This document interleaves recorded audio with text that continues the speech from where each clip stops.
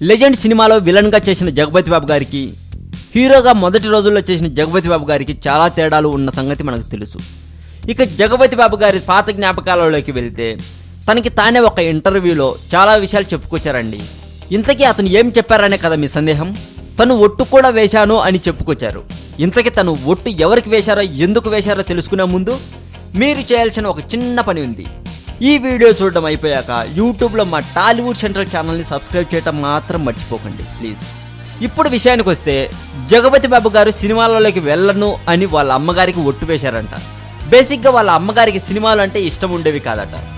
అప్పటికే జగపతి బాబు గారి తండ్రి గారు ప్రొడ్యూసర్గా సినిమాలను నిర్మించేవారట. వాళ్ళది పూర్తిగా సినిమా ఫ్యామిలీ అయినప్పటికీ జగపతి బాబు గారిని సినిమాలలోకి వెళ్ళొద్దు అని వాళ్ళ అమ్మగారు చెప్పేవాళ్ళట. ఎక్కడ వెళ్తాడో అని ఒట్టు కూడా వేయించుకున్నారట వాళ్ళ అమ్మగారు. అయితే ఒట్టు తీసి గట్టున పెట్టి సినిమాలు చేశాను అని చిన్న స్మైల్ ఇచ్చారండి.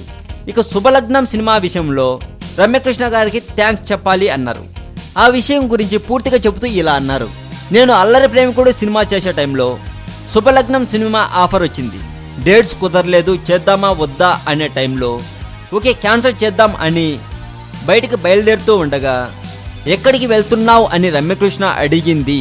అందుకు శుభలగ్నం సినిమా చేయడానికి డేట్స్ కుదరట్లేదు అని పూర్తిగా విషయం చెప్పాను.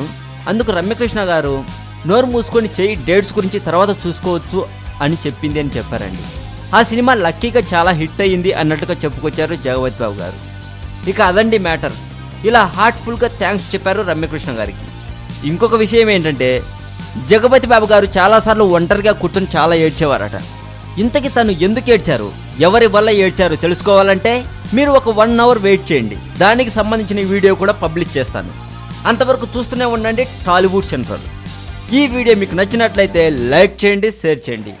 ఈ వీడియో మీద మీ కామెంట్ కూడా పోస్ట్ చేయవచ్చు.